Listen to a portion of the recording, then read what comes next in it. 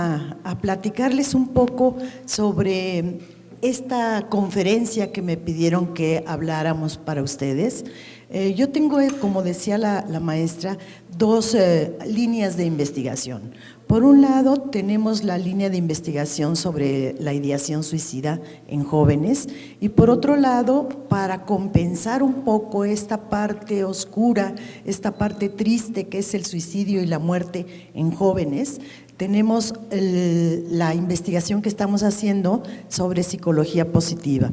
Creo que estas dos líneas nos ayudan a tener una visión mucho más clara sobre lo que está ocurriendo, no solamente sobre la pena, la muerte, el suicidio, sino también una visión clara sobre el amor, las fortalezas y las buenas acciones de todas las personas, que también las hay, como lo decía la doctora Dávila. Estas dos partes, lo bueno y lo malo, se compensan en todos nosotros. Algunos desarrollarán más la parte positiva, algunos otros desarrollarán más la parte negativa. Depende de cada uno de ustedes lo que quiera hacer.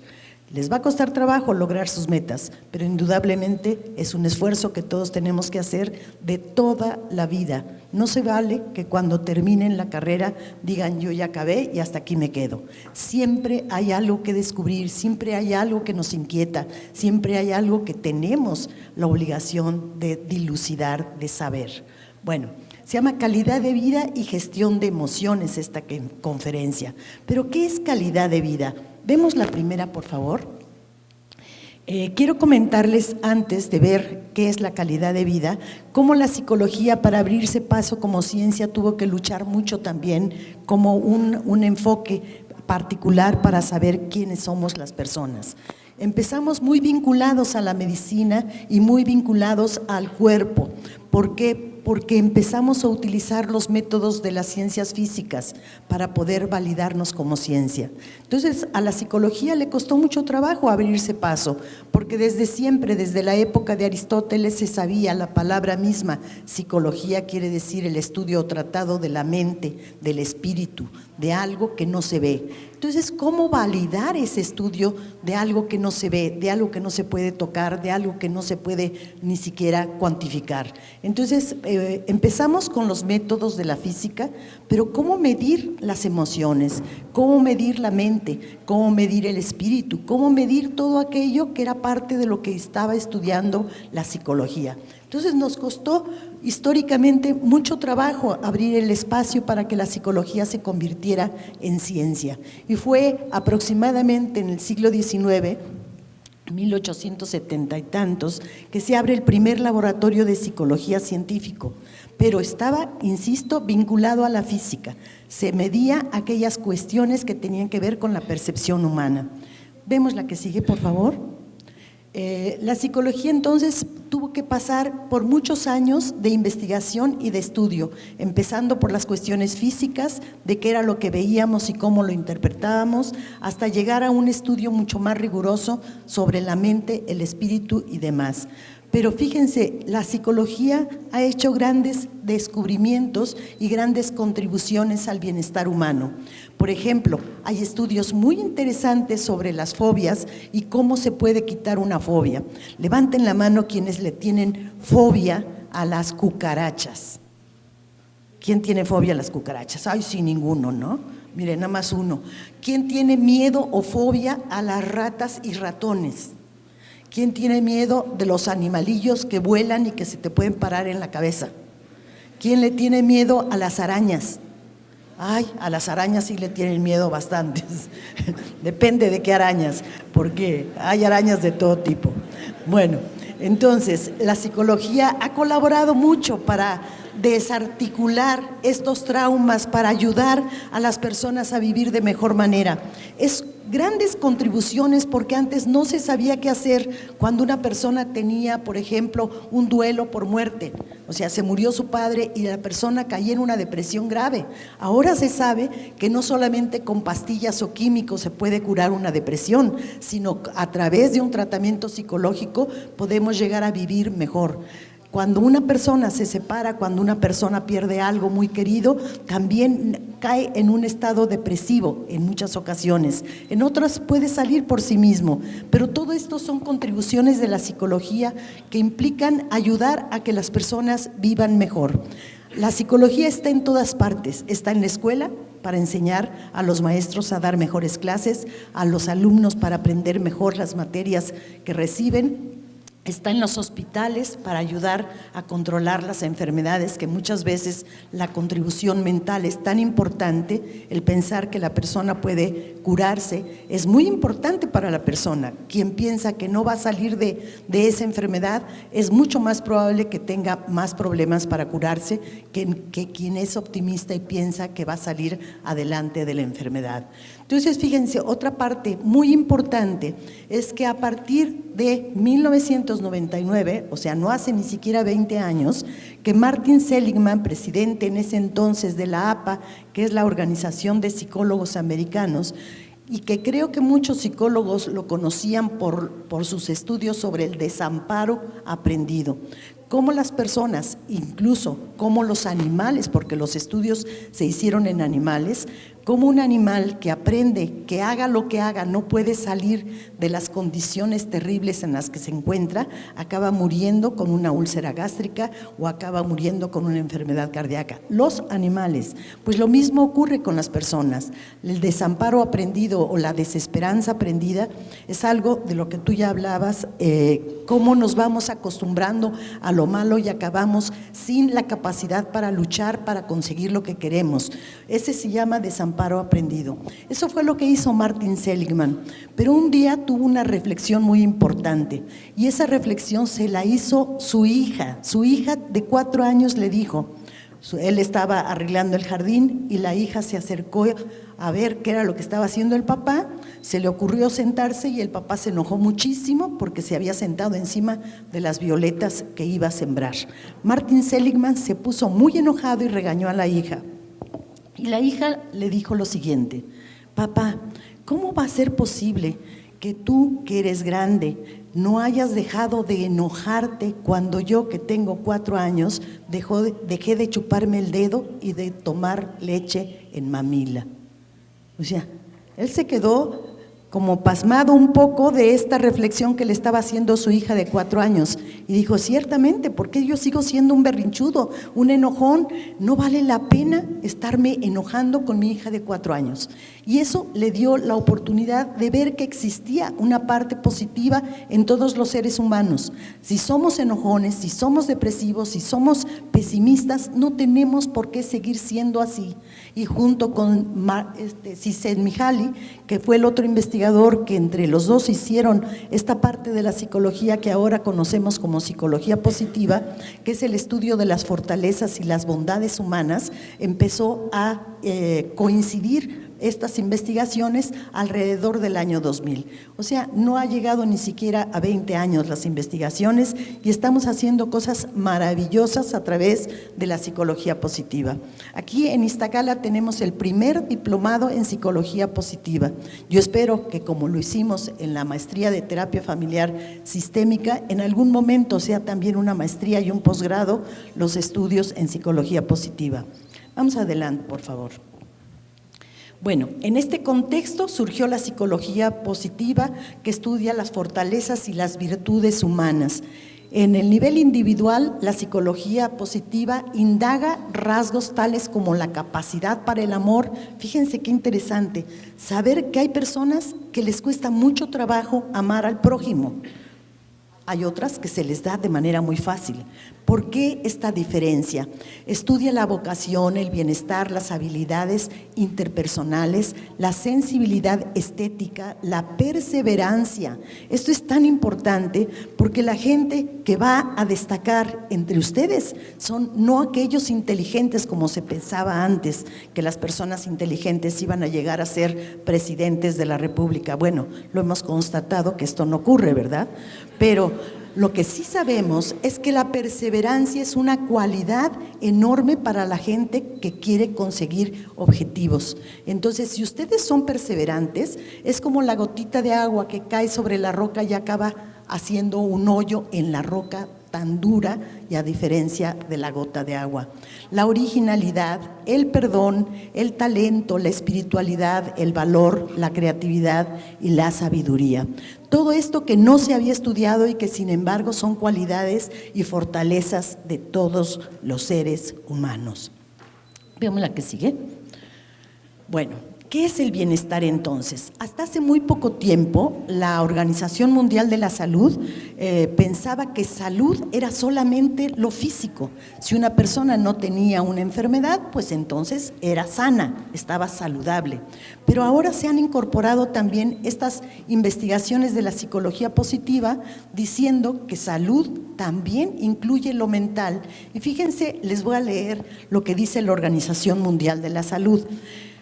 Es un estado de bienestar en el cual el individuo consciente de sus propias capacidades, puede afrontar las tensiones normales de la vida, trabajar de forma productiva y fructífera. No quiere decir ganar dinero. Ganar dinero no es trabajar de forma fructífera y productiva, sino que es hacerse millonario. Y muchas veces el hacerse rico es el objetivo de muchas personas. Sus padres a lo mejor les van a decir, trabaja, como me decía mi mamá, trabaja para que seas alguien en la vida, estudia para que seas alguien en la vida. Yo decía, bueno, pues entonces ¿ahora quién soy? ¿No soy nadie en la vida? ¿Quién soy? Bueno, tener capacidad para hacer contribuciones a la comunidad en que habita. Esto también es muy importante y forma parte de lo que es el bienestar y la salud emocional. Entonces, todas estas características ahora las toma la Organización Mundial de la Salud como propias para hablar de la salud mental y de la salud física como una unidad. Vemos la que sigue. Bueno, ¿cómo se mide el bienestar?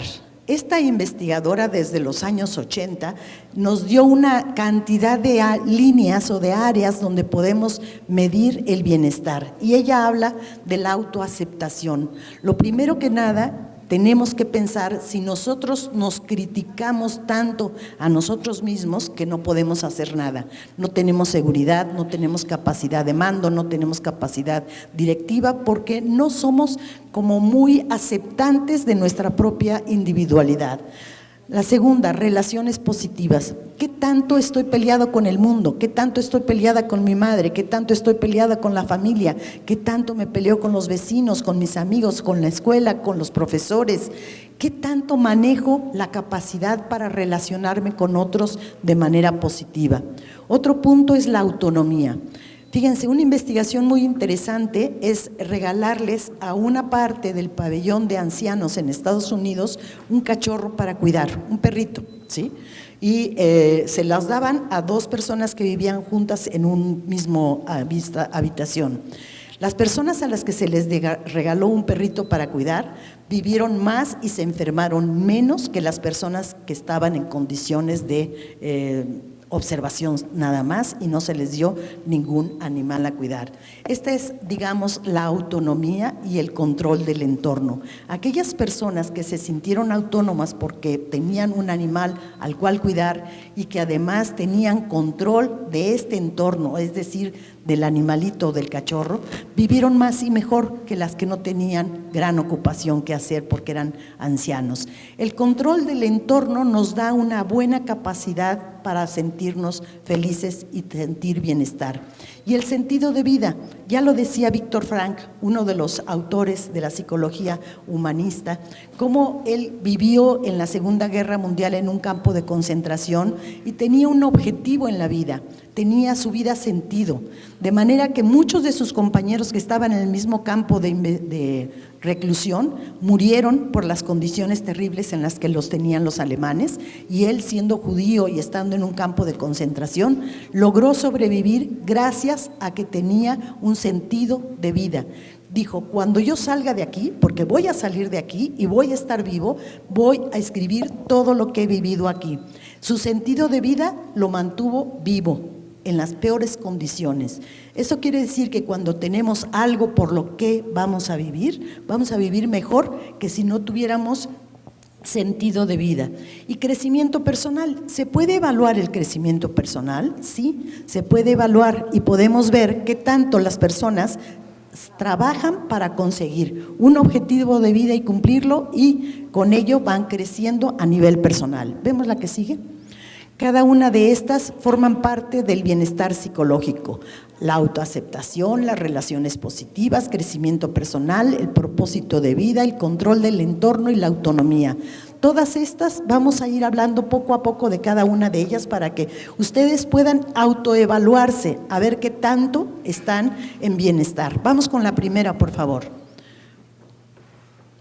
La autoaceptación, dice, es uno de los factores que más determinan el bienestar. ¿Qué tanto me acepto yo como persona? ¿Qué tanto soy capaz de asumir la responsabilidad de ser un humano, de ser una persona? Implica tener una actitud positiva hacia uno mismo, aceptar lo sucedido en el pasado, en la propia vida. Lo que nos pasó, ya nos pasó. Démosle vuelta a la hoja. Muchos de ustedes han recibido ofensas, han sido lastimados, han sido violados, han sido pues, con mucha violencia que se vive en México, pero eso ya pasó. Entonces, darle vuelta a la hoja y aceptarnos como somos es parte del bienestar. La autoaceptación es básica para la salud mental y es una característica central de la autorrealización, el funcionamiento óptimo y la madurez personal. La que sigue, por favor. Segundo es relaciones positivas. Creo que para todos ustedes es claro esto de las relaciones positivas. Sabemos que la gente, entre más buenas relaciones tiene con los demás, mayor bienestar va a tener, más feliz se va a sentir y no se va a enfermar tanto. Hagan la cuenta de cuántas veces al año se enferman. ¿Ya lo pensaron? Bueno, si se enferman más de 3 veces al año de gripa, resfriado, gripe del H1N9, quién sabe qué, que dijo la maestra Milagrosa, es muy malo. Quiere decir que su salud emocional no está muy bien y las relaciones positivas que ustedes conservan tampoco están muy bien. Entonces tenemos que hacer algo para mejorar en estas áreas. ¿Vemos la que sigue, por favor? Bueno, la autonomía. Este factor se refiere al bienestar aportado por la autodeterminación, la independencia y la regulación de la conducta a partir de los propios criterios. ¿Qué tanto soy libre para hacer lo que quiero? Y no estoy hablando de libertad como libertinaje, sino de decidir qué quiero ser. ¿Qué tanta influencia tienen mis padres para decidir mi propia vida? ¿Qué tanto puedo yo decidir mi comportamiento? Eso es muy importante para ser un ser humano independiente. La autonomía es uno de los factores que nos da bienestar. Entre más autónomos nos sintamos, mayor bienestar vamos a tener. La que sigue, por favor. El dominio del entorno del que ya hablábamos es la habilidad para elegir crear entornos favorables. Las personas, acuérdense de algo que es muy importante y hemos descubierto los psicólogos, cómo el ser humano se va construyendo en función del contexto en el que vive. Cuando uno va a Cuautitlán, por ejemplo, y sabe que ahí es uno de los barrios de las colonias en donde mayor número de violencia contra las mujeres ocurre, uno sabe que en ese lugar, si uno no es violento, no sobrevive. Entonces, ese es un barrio, es una localización muy violenta, que es un entorno social que va configurando a las personas que en él viven, ¿sí? Entonces, buscar entornos saludables es parte de la responsabilidad que todos tenemos. Tener un dominio del entorno nos lleva a vivir mejor. Quien no sabe ni qué va a pasar cuando salga de su casa, no está teniendo dominio del entorno, y es para nosotros muy importante y responsabilidad personal el construir un entorno saludable. ¿Vemos la que sigue? Bueno, el propósito de vida, ya hablábamos de él. Qué importante es tener algo por lo que vamos a luchar, tener la conciencia clara de qué queremos ser en la vida. Si queremos ser médicos, y sabemos, porque ustedes lo deben de saber, que si quiero ser médico es un lugar peleadísimo para entrar a la UNAM, pero sabemos desde ahorita que si tengo un buen promedio en preparatoria, tengo más posibilidades de hacer un buen examen para poder entrar a la UNAM. No todos los lugares se ocupan por las preparatorias de la UNAM, por los SHs. Ahí quedan muchos lugares, pero esos muchos lugares son ocupados por los mejores alumnos. Sí se hace un proceso de selección. Entonces, si no tengo un propósito de vida y no me preparo desde ahora para lograrlo, difícilmente va a ser que el día de mañana, si ustedes quieren viajar, si ustedes quieren conseguir algo, lo logren si no han trabajado para lograr su objetivo. La que sigue, por favor. Por último, el crecimiento personal. Dice, el funcionamiento óptimo no solo requiere alcanzar las 5 características anteriores, sino que necesita también que las personas pongan esfuerzo en desarrollar sus potencialidades con el objetivo de crecer y expandirse como ser humano. Y esto es una tarea de todos los días, es una tarea diario. Por supuesto que no nos da la gana de levantarnos a las 7 de la mañana o a las 6 o a las 5 para llegar a clase de 7. Por mí me quedaría durmiendo, pero uno sabe que tiene una responsabilidad, que tiene una obligación que hay que cumplir, y echarle ganas a la vida y cumplir con sus objetivos es cosa de todos los días, no es nada más cuando salga de la prepa, es ahorita cuando tienen que cumplir diariamente sus objetivos. Bueno, la que sigue, por favor. ¿Cuál es el papel de las emociones en el bienestar humano? Todos ustedes sienten emociones, ¿o no? ¿Se emocionarían muchísimo si su cartel fuera el primer lugar o no? O sea, se emocionarían muchísimo si les dieran un premio, si sacaran un 10, si aprobaran un examen. Las emociones están formando parte de nuestra vida y la gestión de las emociones es también una parte importantísima que debemos de entrenar a nuestros hijos desde muy pequeños para gestionar las emociones. Todos tenemos emociones. Somos humanos y como tenemos emociones tenemos que aprender de las emociones, porque la misma palabra emotion es una palabra que está en griego, significa movimiento, de manera que la emoción nos mueve, la emoción nos lleva a la acción. Bueno, vemos la que sigue, por favor. En la última década, el auge en el estudio de las emociones y de su influencia en el bienestar psicológico del ser humano ha revolucionado la concepción de las emociones, otorgándoles un papel fundamental como lo tuvieron hace ya tiempo los procesos cognitivos, o sea, los procesos de la mente a finales del siglo pasado. ¿Qué tan importantes son las emociones? ¿Cuántas emociones hay? ¿Cómo se manifiestan? ¿Vemos la que sigue? Fíjense, estas son figuras hechas de plastilina o de yeso, de lo que sea, pero nos están marcando las caras de cómo se manifiestan las emociones. Lo más interesante es que las emociones se manifiestan de la misma manera, no importa si eres chino, si eres africano, si eres mexicano o si eres europeo. De todas maneras, los gestos de la cara están representando ciertas emociones. Fíjense, la primera, la cara de este hombre que está del lado izquierdo, es una cara de sorpresa, la segunda es de felicidad, la tercera es de ira y la última de tristeza.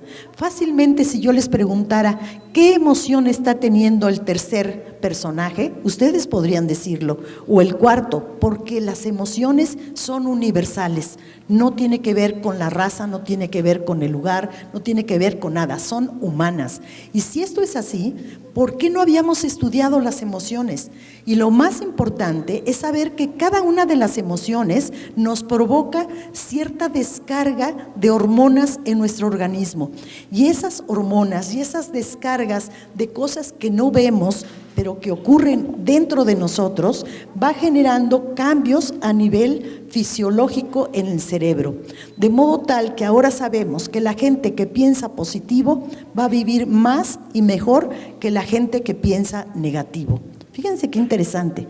O sea, busquen entonces mejorar su manera de pensar para poderse enfermar menos, para disfrutar más de la vida, para aprender a vivir mejor. La que sigue, por favor. ¿Qué son las emociones? Decíamos, son respuestas muy complejas que surgen por estímulos externos. Por ejemplo, si de repente voy caminando por una calle y veo algo muy fuerte, como puede ser un león, un elefante, una cosa rara que salga fuera o uno de esos seres de personajes que salen en las películas, bueno, pues me asustaría y a lo mejor tendería a correr o quizá me quede paralizada.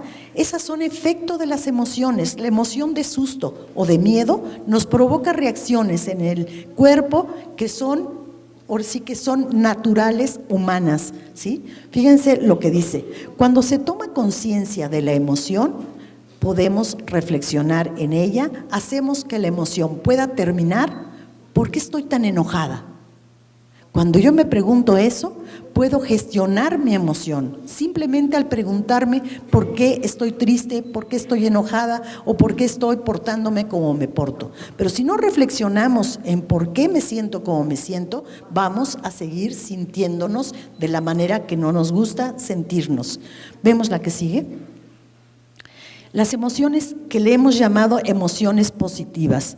Si puse del lado izquierdo una síntesis de todas estas emociones positivas, tienen que ver con el amor. Hay dos fuerzas muy grandes en los seres humanos: el amor y el miedo. Las dos nos mueven a hacer cosas, el amor y el miedo. Y así como hay estímulos positivos que nos llevan a comportarnos de cierta manera, también hay pensamientos que nos generan emociones. Hay veces que no necesariamente tiene que haber algo físico que nos produzca miedo. Nuestras propias maneras de pensar nos pueden producir el mismo miedo o el mismo terror que si se nos apareciera un fantasma, ¿sí? O sea, nuestra mente es capaz de construir realidades que nos llevan al suicidio o de construir realidades que nos llevan a ser exitosos en la vida. ¿Por qué entonces no enseñamos desde temprana edad a mejorar nuestra manera de pensar? Nuestra forma de pensar construye realidades. Acuérdense de esto: la realidad no existe como tal. Existen las bancas, las sillas, los árboles. Esa es otra realidad, una realidad objetiva. Pero la realidad a la que me refiero es cuando ustedes dicen: fulano está enojado conmigo, no me saludó y se porta muy grosero. Todo eso es una construcción mental. Ustedes la están construyendo. Igual pueden decir: entró al salón y no me saludó, quizá no me vio. Fíjense cómo la emoción o el sentimiento de una y otra van a ser muy diferentes, ¿sí? Una me provoca enojo, la segunda manera de pensar me lleva a reflexionar y acercarme a la persona que yo digo que no me saludó y saludarla. Eso cambia la realidad. Las emociones positivas son alegría, gratitud, serenidad, interés, esperanza, orgullo, diversión, inspiración y asombro. Todas ellas nos van a producir una emoción de amor, de acercamiento, de interés por el otro, y nos provocan descargas de oxitocina en el organismo. La oxitocina es una hormona, es un componente compuesto de una serie de distintos elementos, porque es muy compleja la oxitocina, que llevan a que la madre, fíjense lo importante, se afilie al hijo. Qué importante es esto. Si no tuviera la mujer descargas de oxitocina en su organismo, no amaría al producto, es decir, al hijo, ¿sí? Eso es muy importante para crear esa relación madre-hijo de la cual después nos podemos sentir orgullosos. Pero si no hubiera descargas de oxitocina, la madre ni siquiera podría tener leche en los senos para darle amamantamiento a su bebé. O sea, la oxitocina entonces es una hormona que nos provoca una serie de emociones, pero también una serie de comportamientos internos en nuestros organismos que nos crean filiación con otro. La oxitocina tiene que ver con el orgasmo, tiene que ver con el nacimiento de un bebé, etcétera. O sea, si ustedes le preguntan al dios Google, oxitocina, ¿qué es?, les va a dar una serie de elementos para que ustedes reflexionen sobre las buenas emociones o las emociones positivas. Vamos con las emociones negativas. Miedo, que se puede convertir en una fobia, tristeza, ira, desesperación, violencia, culpa, odio, rencor, ansiedad. Fíjense todas estas emociones negativas. Las emociones negativas, decíamos al principio, se reflejan en el rostro, ¿sí? Una persona, por sus arrugas, podemos saber qué tipo de vida tiene, ¿sí o no? ¿Por qué? Porque la cara se va contracturando, se va relacionando con la emoción y nos va a permitir saber qué emociones tuvo esa persona, ¿sí? Y entonces todas ellas tienen que ver con el odio y todas estas emociones nos provocan cortisol en una descarga interna del organismo. No nos damos cuenta, pero estamos segregando cortisol y el cortisol se le ha llamado la hormona del estrés.